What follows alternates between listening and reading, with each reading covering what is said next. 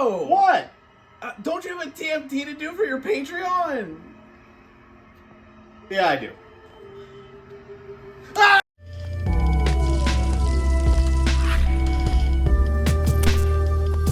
Good afternoon, Jank enthusiasts. I'm MBT, and this is 10-Minute Testing. As I record this, it's 2:30 in the morning, on the first morning of 2026. In this new year, I make this solemn pledge to you all. From here on out, 10-Minute Testing will concern itself only with the most tuned, most effective, most meta strategies. Now to immediately break my resolution with what the patrons demanded. Presenting Fusionslop. Fusion is just a cheap tactic to make weak gems stronger. So here's the list. As always, I'll give you a background about the archetype, a little bit of a discussion about what I hope the deck can do, and of course, the card by card. But first, this video is sponsored by Yu-Gi-Oh! Pro Deck. Despite what some Yu-Gi-Tubers who shall not be named would have you believe, the TCG is alive and well. And if you're looking to start your journey into paper, there's no better place to begin than Yu-Gi-Oh! Pro Deck. With up-to-the-minute reporting on every major tournament worldwide, searchable and interactable pie charts and deck lists, and all the bells and whistles you've come to expect from one of the best draft and collection management sites on the net, Yu-Gi-Oh! Pro Deck is the place to be. Check it out today at www.ygoprodeck.com. Now back to the video. With that, let's fuck with Fusionslop. Each month, my high-tier patrons get to suggest a potential deck for 10-minute testing, which my lower-tier plebeians get to vote on. This month, the winner was something called Branded Dragonmaid Dracotail, which, as you may recognize, is a deck that doesn't exist. But I'll be damned if I let a deck's non-existence prevent me from milking it for content. All three of these archetypes have one thing in common: their reliance on dragon-type fusion monsters. Melding the three together isn't as ridiculous as you might think. The large dragons are effective material for Xiao, branded fusions already powerful with the Dracotails. I guess the only downside is that you're taking the 3 or 4 bricks already present in Dracotail and adding an additional 6 or 7. But with the power of selectively editing out the games where we brick, I guarantee we're still going to squeeze some juice from this stone.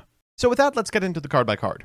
First up, our Dracotails. We've got 3 copies of Femina, 2 Lucius, 2 Malulu, 1 Frixel, 1 Urgula, and 1 Pan. For Dragonmaids, we've got 3 copies of Chamber, 3 copies of Parlor, and then 1 apiece of Stern and Lorpar. Finally, we are on the requisite Singleton, Fallen of Albaz. For spells, we're on 3 Ketu, 3 Rahu, 2 Branded Fusion, 1 Dragonmaid Changeover, and 1 Hospitality. For traps, of course, we are on a copy of Flame, a copy of Horn, and 1 Tidying. No Sting in this list. After that, we've got Mulcharmy Fuelos, Ash Blossom Joy Spring, Ghost Bell and Haunted Mansion, Nibiru, and Called by the Grave in the extra. We've got Spirit with Eyes of Blue for a Seals line. We've got a Gulamel, 2 Ladies Dragonmaid, an Albion, a Chaos Star Source, a Lubellion, a Secretarion, Philoregius, Mirror Jade, double Arthalion, and then, of course, House and Xiao. In the side, we've just got some Kaijus, 3 copies of Pankratops, 3 Lancia, a couple of Drolls, a Harpy's Feather Duster, and a couple of Dark Rulers. So with that, let's jump into some games. Our first match is up against Lunalight, and oh my god, my fusion cred is on the line. Well, our hand looks really good, and they've opened nothing to interact with us on our turn, so let's see how far we can go. We'll begin with a copy of Chamber for Hospitality, which we can activate after linking off the Chamber for a Spirit with Eyes of Blue to send a copy of Stern, and Fusion summon a Lady's Dragonmaid. We'll use its effect to grab a Parlor bin a Tidying, then we can make a Seals before we commit to our Rahu. We will do just that, and make a copy of Arthalion, going Arthalion 1, Lucias 2, and Femina 3, in order to set both a copy of Ketu and to carry the Flame as we add our entire grave back to our hand. Afterwards, we'll go for the Ketu, and we will grab an Urgula, which we can use as material alongside the Femina to make a Gulamel, triggering the Urgula to set a copy of Horn, and then using the Urgula to get the Femina back in grip for our opponent's turn. We'll pass back to them, and they will draw a Fulos off the top. That actually matters a great deal because of what we intend to do. They will activate the Fallen of the Virtuous, but we can use Tidying to bring that Lady's Dragonmaid back. Then we will trigger its effect in order to summon a Parlor, which draws our opponent a card. Unfortunately, another Fulos. That's kind of rough for us, actually. We'll send a Changeover. We'll go for Lady's Dragonmaid in order to shuffle a couple back for a Xiao, probably worth the 2 draws just to have an Omni, and they'll go to main. They're going to begin with a copy of Fractal. They will send a Silverhound, and we will Ash Blossom and Joyous Spring. From this position, they're going to fire off this copy of Forbidden Droplet, sending a whole bunch from their hand in order to negate everything relevant before going for a Masquerade and activating its effect to send a copy of Yellow Marten. Yellow Marten will trigger for a Fusion, then they'll use Yellow Marten to bounce back the Masquerade, putting it on their side of the field. They'll go for Fusion, we will Chain Flame, and with no Chain, we can use Gulamel in order to pop the Yellow Marten. That will leave it banished, and therefore the Wolf that they activate afterwards won't be able to banish anything, and they will scoop. So that's how the deck performs on the play, but what does it do on the draw? Well, our opponent for game 2 is on Cool Tune, and we've drawn nothing with which to interact with them on their first turn. No big deal, we have a lot of really powerful spells for our turn as they go Q into Red Nova into Trackmaker, triggering all 3 effects here. That's going to let them sculpt the top of our deck. Then afterwards, they're going to be able to summon a copy of Rico from deck and add a copy of Clip to hand. Rico triggers here, and afterwards they're going to go ahead and synchro a copy of Remix as they set 2 and pass. We draw for turn, and wow, Fuolos off the top is becoming a very popular and powerful play. We'll begin with a changeover, which prompts a Remix from our opponent. They're going to bring back the mix and perform a synchro summon for the Loudness War. We will get Xiao, trigger the effect of Pan. They'll trigger Trackmaker and Mix in order to send our copy of Xiao, but we get to send their Loudness War as we set our Ketu Dracotail as well. They'll go Clip afterwards in order to synchro summon a copy of RS. We get to draw, but they get to trigger Rico and Clip in order to get rid of our Ketu. No big deal. We do have the Branded Fusion. We'll go for that into an Albion. We'll trigger the effect of the Frix and the Albion, running into an Infinite Impermanence from our opponent. No big deal. The Frix is still pretty strong because it enables us to get Ketu. We flip it, and that contests the RS on field, meaning the way is paved for our Rahu Dracotail. We'll do that, and thankfully it resolves. We will go Arthalion. We'll trigger the effect of Arthalion 1, Urgula 2, and that allows us to functionally clear the entire field. Great stuff. From here, we can activate the Urgula in order to get back Frix, and then use the effect of the Stern in order to summon back the Xiao. This is enough for lethal.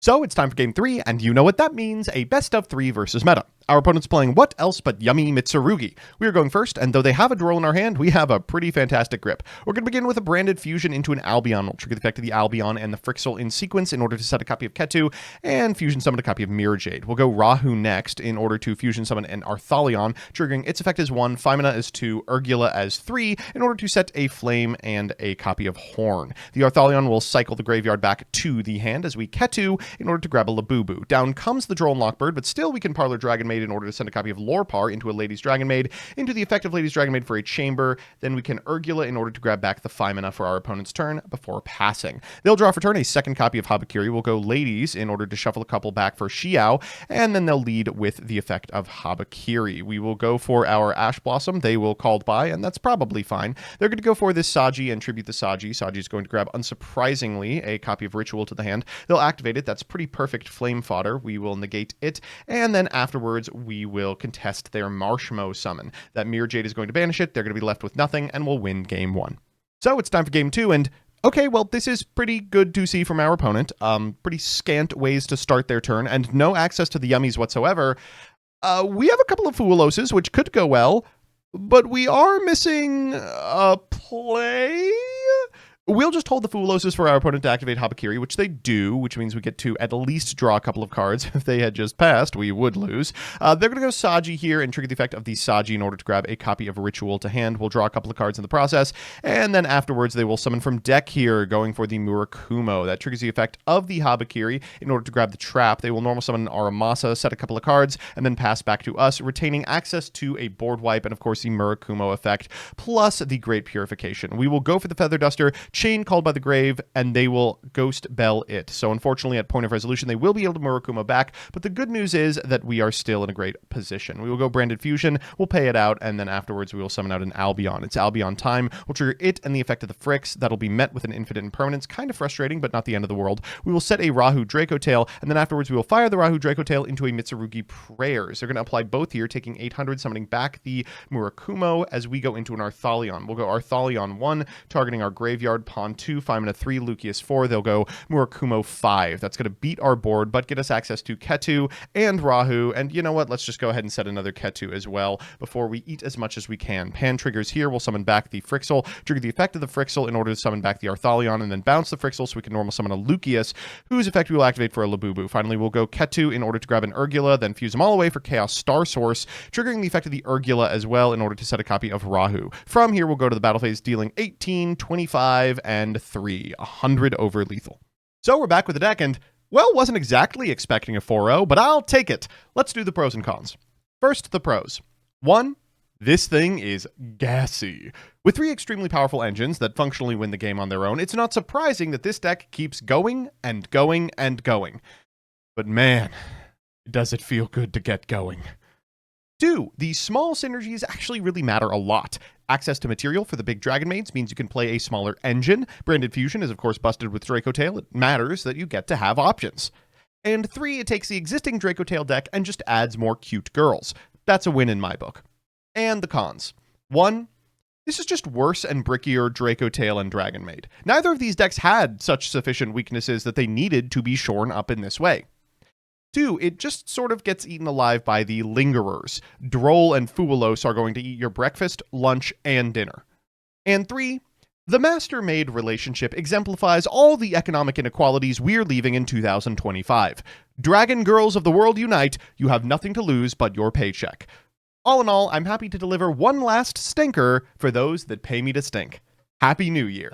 Thanks so much for watching. These videos are made possible by, and sometimes suggested by, my patrons, some of whom have paid a hefty sum in order to be mentioned at the end of this video.